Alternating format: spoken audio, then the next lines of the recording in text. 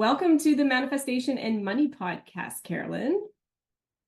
Thank you for having me. I'm so excited to be here. I'm excited to have you on, and I would love for you to share with the listeners a little bit about who you are and what your story is. I am a woman to start with. I'm a mom of two boys. I live in Florida. I love the outdoors, nature, all the things. I also have an engineering degree, and I am a certified integrative nutrition health coach. And I don't know if this has happened to you, but when you're growing up, you have like all these timelines, right? Like you have like by 18, I wanted to graduate high school and go to college, and like then by 21, 22, graduate college and get a good job, and then get married, have children, and kind of like everything else is sort of a blur. So I had that timeline in my mind, and everything worked out pretty well. It seems that I was very aligned with my goals, what I wanted to do, and I have a clear vision of where it was headed to. Everything except, so in my case, like I wanted to graduate top of my class in high school, and so I did. I wanted to graduate top of my class in college, and so I did. And then I had a job offer. I had a job before I graduated from college. And it was a great opportunity to showcase my skills and everything in engineering. And then I said, okay, my next milestone was having a house and getting married and children. So I got the house, but the children and the marriage, that didn't happen. Like I dated and was going out and with people and all the things. I got married later on, a couple years later, but that marriage didn't work. So I got divorced. And then a couple years later, I met my current partner. And then I have two beautiful children that are my everything. They're my blessing, my treasure. And it's just amazing. But why I wanted to say this is that often we have these plans or these things in life, and things don't always go as planned. But often we say, or we think, or we see those things as mistakes or failures or whatever it is that you want to call it. And I have learned as I get more mature and older that those things are there to help us grow, to help us become who we need to be in order to get what we want, if that makes sense. I can speak a little bit more about that later. But anyhow, so my original timeline is like by 25, I was going to be married and I was going to have children, and I already had the job and the home and all the things. But I ended up finding my current partner at 33 and then having my first child by 30. So within a time frame of almost a year or close to a year, I actually met my partner, had a second home, and got pregnant. And it's like everything happened like that. So it's just to say, is like sometimes like everything happened. If I would have met him earlier in my life, I'm not sure that we would have merged so well and maybe lasted 11 years that we have been together so far. So I had to grow and I had to become this person. And so does he. And like he had to have his own journey. And so did I, to come together and be able to form what we currently have. So since this is a manifestation podcast, it's just to say, if your manifestations are not coming to fruition yet, don't get discouraged. There's going to be ups and downs in the journey. There's going to be a lot of things that you have to grow. But when you really grow and take the lessons in, you're going to open up to a lot of different things, and things are just going to come in. We just have to be open for things to look different, and then just trust that everything is coming. I am a fair believer. Like I believe in God. I believe in divine timing, and that God is always guiding me. And sometimes I just need to learn something before I can get what I want. But he's always there providing and supporting me, and he's always there for me and guiding the way. That makes sense.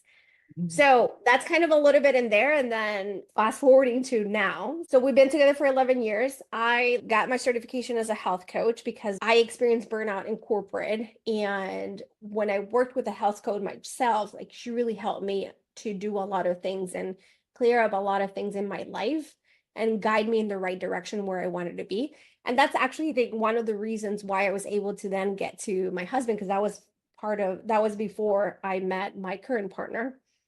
But she kind of created that spark in myself. So when I had my first child, I got certified. And then a couple years after I got laid off from a corporate job and then I started my business. And it has been evolved and all the things, but it's really about helping others creating the lifestyle that they want, but with a focus on really helping you to have the energy and the well-being to then be able to create everything outside of you, if that makes sense.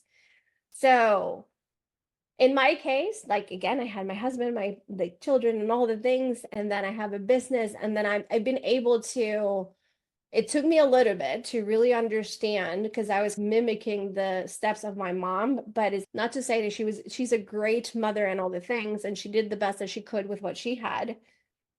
But I had a taste of what I wanted in my life, and I wanted something a little bit different than what she had. And when I started to notice myself kind of stepping into that path, I had to take a step back and really be honest with myself. What does success means to me? What does motherhood mean to me? How do I want my life to be? And then little by little start to putting the bricks and the stones and all the things to start building that life. And then in essence, again, that's what I help other moms do, because I think it's fascinating that you are able to live by design and not by default. And it's just, I think life is meant to be enjoyed. Life is meant to be lived well. And we often just go with the motions of life and everything, and we just miss so much. So does that answer your question? I know it's kind of a long-winded answer. No, that was perfect. And you said something in there twice that I want to speak on because I feel so many of the listeners will resonate with that. You said that linear path you were on, the go to school, get a job, get married, have kids. And then you said following in your mom's footprints.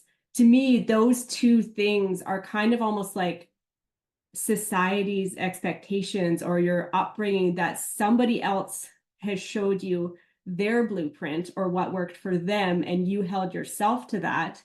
So what did it look like for you, or what did you have to do to allow yourself to start putting the pieces together to be like, okay, I get to create my own journey from this? It might not be going at the speed that I think I want the things to do, but how can we allow ourselves to see that the path that we are holding ourselves to might not be for us, and that we have the permission, in a sense, to start doing our own thing?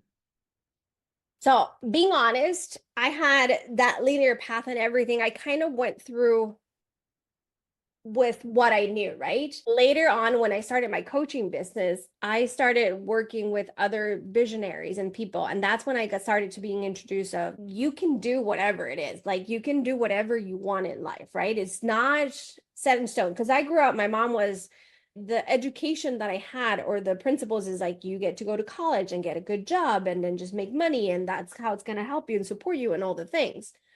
So I kind of was with the thing is like, well, you get an engineering degree or a doctorate degree or a lawyer degree, and then that's how you can be successful and make money and do all the things. And when I was in corporate, that's kind of what I experienced. That was my experience. That was my truth. When I started exploring within the coaching business and start mingling around and seeing other people, what's possible for them and the things that they were doing, that kind of opened the Pandora box for me. It was like, this is all the world of possibilities. That's how can I do? So that's how I started to say is if this people can do it, so can I, right? If it's possible for them, it is possible for me. I started hearing more about you create your vision. And even when I was in school or when I was getting my certification as a coach, I was introduced to the concept of the wheel of life. It's like you get to start looking at everything in your life as a whole, like everything's integrated, interconnected, and everything's going to affect one thing or the other. I started seeing things different. And that's when it's okay, I know it doesn't have to be this way now or no more, because not everybody's following that path. And look how they're doing it. It's amazing. And then I understood that we're co-creators. Like I'm co-creating again with God, and the desires that I have were put in my heart for a reason. He put them in there to show me what's possible, to show me the way. I have free will, right? And I get to decide, but it's like, if he's guiding me there, if that was put in my heart for a reason, is like, who am I to not follow through? Even though their fear is like, it hasn't been pretty, not all the time, right? There's good, bad, and ugly and all the things. It's experience, it's life, right? We're human beings, right? So everything is part of the journey. But it was just understanding that there was more, and that you get to be honest with yourself. You get to understand, okay, if you don't like this, and then, for example, your body is the true guide in there to tell you. So, for example, let's say that you want to go right and left. That's your option, right or left. If you go right, you might feel in your body this contraction or something within. We often ignore those things, those signals of our bodies, the emotions and those sensations, our body telling us if it's aligned or not aligned. But then you do the left, and then that might feel expensive, but everybody's telling you to go right. So then, because of fear and because everybody's telling you do right, that's where you go. But it's not what you want. So as you get to have the courage to start saying, okay, this is what I want. This is how I want to feel. This is who I want to be, and start working towards that. And it's not that you're going to overhaul your whole life and everything. I mean, you could, but often that's not possible. You get to start little by little. Small daily actions will compound over time in a beautiful thing. So that's one of the things that I do and I coach my clients in, because it's just, we are often in instant gratification. We're a society of we want things now, and I'm guilty of that. It's like, I want to do it now, I want it now, and all the things. But I have learned that as long as I do small daily actions or small actions towards what I want, even if I don't see the results right away, eventually I will get what I want. It's just kind of the analogy of the rock. Like, you're hitting the rock, you want to break it. Maybe it takes 100 hits for it to break, and it's not that 100 hit that broke the rock. It's just all the 99 hits that were there that caused the stress and the whatever it needed to be for that 100 hit to be able to finally break it. So it's just all those little things that we do that are going to help us. If there's something within you that tells you like you want more, is there something that tells you like this is not right for me? Listen to that, and then have the courage to start thinking, okay, what it is that I really truly want, and then go for it little by little. You don't have to do big changes, but little by little. And you get to be honest with yourself. Who do you want to be? It's not about you becoming, I'm not Jeff Bezos, for example, or anything. So it's like, who is the version of me, of Carolyn, that could be as successful as Jeff Bezos, as successful as I want to be? And then just building the plan and building the path to get there little by little. That's beautiful. And those little bits of being courageous, that's hard to do as a human. That's hard to be courageous. But I find every time you take those little yes moments to say yes to you, despite what society or your peers or you feel like you should do, every time you take those little courageous steps, I find your confidence grows equally in the step. So the more courageous steps you take, the more your confidence grows, and the easier it is to start saying yes to you. Absolutely. And then going back to the little things, sometimes you just have a little bit of courage. Like, maybe I want to stop doing the cookies for the bake sales. If that's going to shock your body and put you in like anxious mode or whatever, well, maybe not say no to the bake sale next time is just maybe just buy it instead of making it yourself. You know what I mean? And then maybe next time you say no. It's like you build the courage. The thing is that understanding your body and understanding what she's telling you, little steps. Maybe it's like, I don't want to eat this anymore. It's just, you get to do simple decisions, because that's how you start building that confidence and that trust in yourself. Since that's kind of like a muscle that you have built little by little, like day by day, then when it comes to bigger things, you're going to trust yourself more. And then that way, when you do little by little, you're not shocking your system, because we're so used to being stressed all the time, and we're so used to just doing what everybody tells you. And we're so afraid of, what are people going to think about me if I decide to do this instead of what everybody is going to do? Or what, are people going to reject me? And I'm example of that, like fear of judgment, fear of rejection, all those things used to tend to stop me. And then it kind of kept me in this kind of loop of like, why can I not do this? And like all this like vicious cycle of putting myself down and all the things, and that's not serving me. And then it's feeling the discomfort of doing what I don't want to do. But if you get to be in the discomfort of what you know, and then the discomfort of what's the unknown, you get to kind of shift the weight. And then those little actions are going to help you do that. Those little courageous actions, even if it's just a tiny thing of deciding what to eat instead, or where to go, or when to say no, all the things, just going to help you build that trust Our bodies are so used to that familiar kind of thing. And that's what our brain is going to want to keep us in the familiar, even if it's painful, even if it's just dangerous, because then we're making what's unknown even worse. Yeah, definitely. And your example in there of making cookies for the bake sale, I think so many parents listening to that right now can relate, because as a parent, you're feeling like you need to do all of the things. You need to show up for your spouse, you need to show up for your kids, you need to show up at your kids' school for the bake sale, you need to show up for the parents that are standing outside there picking their kids up too. You need to show up for all of these things. And at the end of the day, we sometimes forget to show up for ourselves. So how do you keep yourself centered in the showing up for all of the areas of your life? I think we just get to be honest. You can show up for everything, but just make sure that it's truly what you want. And when you start honoring that, you start showing up for yourself as well. And then, of course, you get to take a step back and take care of you and work on you. Because when you give back to yourself, when you truly have or come from an overflow, that's when you're truly giving to everybody. I've heard once, and I can't remember exactly what it was, but it was from a mentor. And the idea was, if you give from what's left from you, you're pretty much being selfish, because you're not giving with full heart. You're giving more from, I need to give you, and is kind of expecting. But when you give when you're full kind of thing, it's more coming from overflow, and it's coming from an energy of more generosity. It's really a matter of getting clear of what are the things that you truly want to do? What are the things that are, and not the shoulds, not the have tos, not like what everybody else is like, you. What do you want to do? What do you want to create? And what's going to help you that? Who do you want to be? If you want to be part of like, I love being part of the bake sales, part like being there for my children, taking them to school, being at the activities of the field trips and all the things. But I know not every mom likes that. And it's okay. There's no judgment in there. You don't want to, kudos to you if you honor that for you. I want to, kudos to me that I do that, because that's what I want.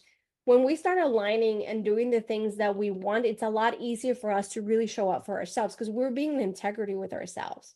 And then, of course, what I said is like having those little moments for ourselves where we can give to ourselves, either like exercising or meditating, connecting with our bodies, connecting with ourselves, just having those quiet times and all the things. And it doesn't have to be anything big. But what I've learned in my life is, one is, as a mom, I'm pretty much the heart of my home. It's like my kids right now still depend on me, right? I mean, they're pretty independent, but still.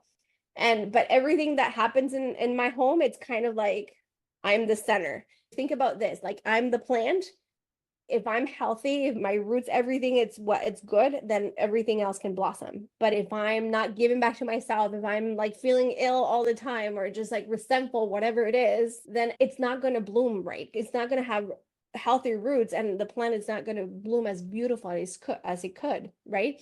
When you start being in alignment with you and being honest and being in integrity, it's a lot easier to start showing up for yourself, and people are going to understand. I had a client once. She used to be a workaholic, and she was terrified because she was always available for her clients, and then she was neglecting her family, which was the reason why she started her business.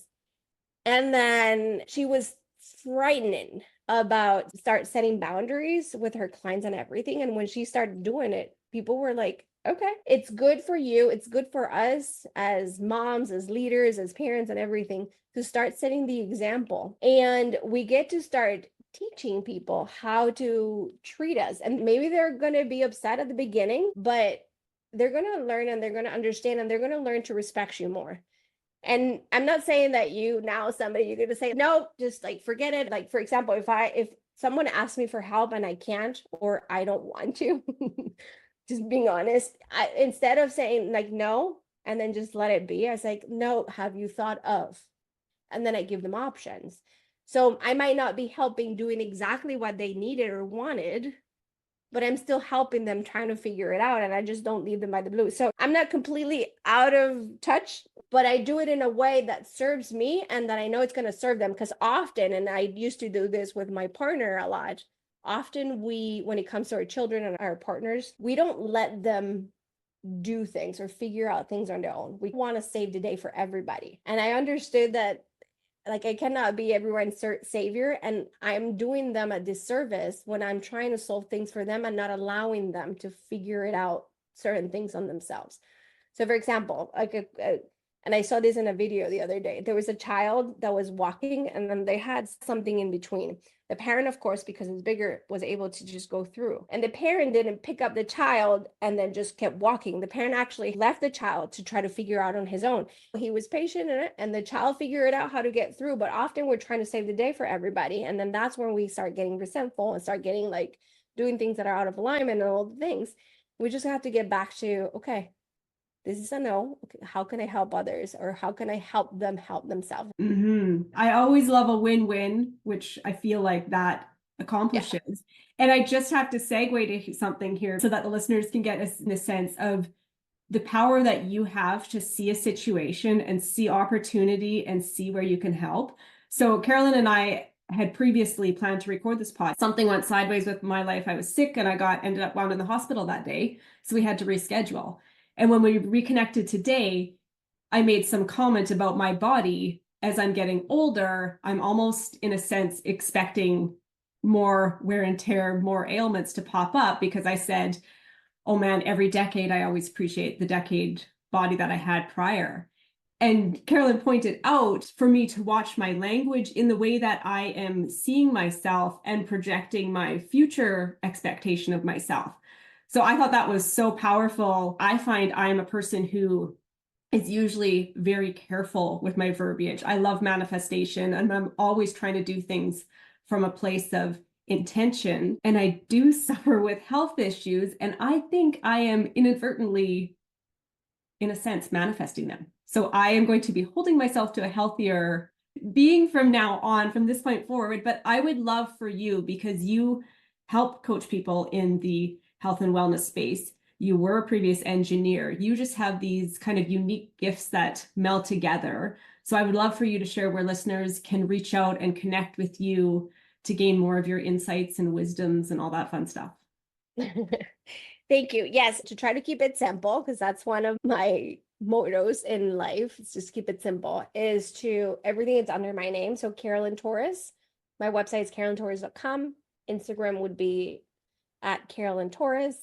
I have a free community called the Energized Mom Lifestyle. I focus mainly on energy because I am a firm believer, especially like for the people who want to manifest more or want to do different things in life, that your energy is key. If you don't have the energy to do the things, if you don't have energy in general, it's going to be very difficult to do the things that are required from you. Mentally, physically, everything. It's like, and when we are working in ourselves, it requires a lot of energy. That's my main focus. It's really about helping moms or guiding them through a wellness transformation journey where they can optimize their well-being and energy. And so in that free community, I do trainings from time to time, and then just like daily reminders of some of the things that you get to do, like celebrate yourself, be grateful for, and then just other tips and tricks for energy and wellness and building habits and all the things. Because we're here in the long haul, and I'm a firm believer that habits is where it's what really is going to support you. Anything that's Carelyn Torres pretty much is where you're going to find me. Okay, perfect. I will be sure to link that all in the show notes so people can have an easy click there. And thank you so, so much for joining me on the show today. My pleasure. It's been such fun and very different conversation. Good. And I love that. Thank you.